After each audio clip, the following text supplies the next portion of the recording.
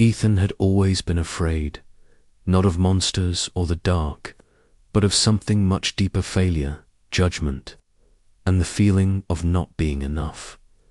From a young age, Ethan learned to stay quiet. In school, when the teacher asked questions, he knew the answers, but his hand never went up. His heart would beat fast, his palms would sweat, and a voice inside him would whisper, "What if you're wrong? What if they laugh?" So he stayed silent. At home, Ethan was kind and thoughtful, but he rarely spoke about his dreams. His father worked long hours, and his mother worried about everything. Ethan didn't want to add more worry to their lives. He believed that being invisible was safer than being seen. As years passed, fear became his companion. It followed him to school, to college, and later, to work. Ethan got a job at a small company.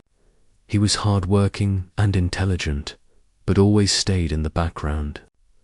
During meetings, he sat quietly, writing notes, while others shared ideas. Many of his ideas were good, sometimes even better, but fear kept them locked inside his mind. One day, his manager announced something important. "There will be a presentation next month," she said. "Each team member must present an idea in front of the whole office." The room filled with whispers and excitement, but Ethan felt his chest tighten. A presentation in front of everyone. That night, Ethan couldn't sleep. His mind played the same scene again and again: standing on stage, forgetting his words, people staring, judging, laughing. "I can't do this," he thought. "I'll embarrass myself." Days passed, and Ethan avoided thinking about it. He hoped something would change. But the day did not disappear. It came closer. One evening, Ethan decided to take a walk. He walked without direction, letting his thoughts wander. Soon, he found himself near an old library he had visited as a child.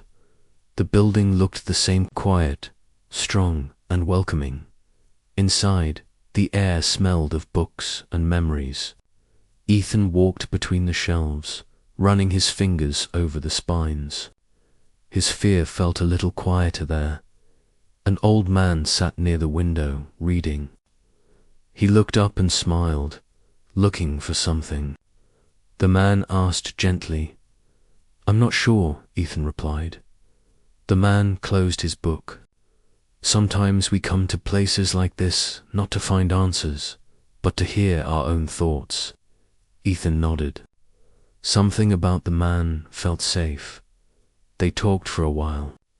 Ethan didn't plan to share his worries, but the words slowly came out. "I'm afraid," Ethan admitted. "I have to speak in front of people, and I don't think I can do it." The man listened without interrupting. When Ethan finished, the man said, "Do you know what fear really is?"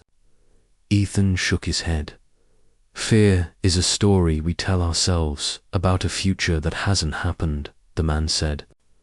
"And most of the time, that story is not true." Ethan thought about that. "But fear feels real," Ethan said. "It feels strong." "Yes," the man agreed. "Fear is strong, but courage isn't the absence of fear. Courage is moving forward while fear is still there." The man stood up and pointed to a small sign on the wall. It read, "You don't grow when you stay comfortable. Life rewards those who take small steps," the man said. "You don't have to be perfect. You just have to be brave for one moment." Ethan thanked the man and left the library. His fear was still there, but something had changed. That night, instead of avoiding his presentation, Ethan opened his laptop. He began to write. At first, his hands shook. His thoughts were messy, but he kept going. He reminded himself, just one step. Days turned into weeks. Ethan practiced quietly at home. He spoke in front of the mirror. Sometimes he failed. Sometimes he forgot his words. But each time he tried again. Fear still visited him, but it no longer controlled him completely. The day of the presentation arrived. Ethan stood backstage, waiting for his name to be called. His heart raced. His mouth felt dry. "I can't do this," fear whispered. Then another voice spoke quieter. "But stronger you can." Ethan remembered the old man's words, "Be brave for one moment." His name was called. Ethan walked onto the stage. The lights felt bright. The room felt big. Faces blurred together. He took a deep breath, and he began. His voice trembled at first. His hands shook slightly. But he kept speaking. He focused on the words, not the faces. Something unexpected happened. People listened. Some nodded. Some smiled. Ethan felt his confidence grow with each sentence. Fear didn't disappear, but it stepped aside when he finished. The room was quiet for a moment. Then came applause, not loud, not perfect, but real. Ethan stepped off the stage, his legs weak, but his heart full. He had done it later that day. His manager approached him. "That was a great presentation," she said. "You have strong ideas. You should share them more." Ethan smiled. That night, Ethan walked home under the open sky. The world felt different, not because fear was gone, but because he had faced it. He realized something important. Fear would always be part of life. New challenges would bring new fears. But fear was no longer an enemy. It was a sign that growth was near. Weeks later, Ethan visited the library again. He looked for the old man, but he wasn't there.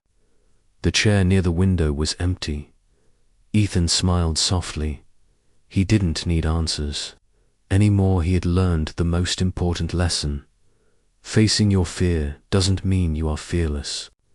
It means you choose courage, even when fear is present. And with each small, brave step, life slowly opens its doors. That was how Ethan learned that fear does not stop you, only running from it does. And that was the day he truly began to live.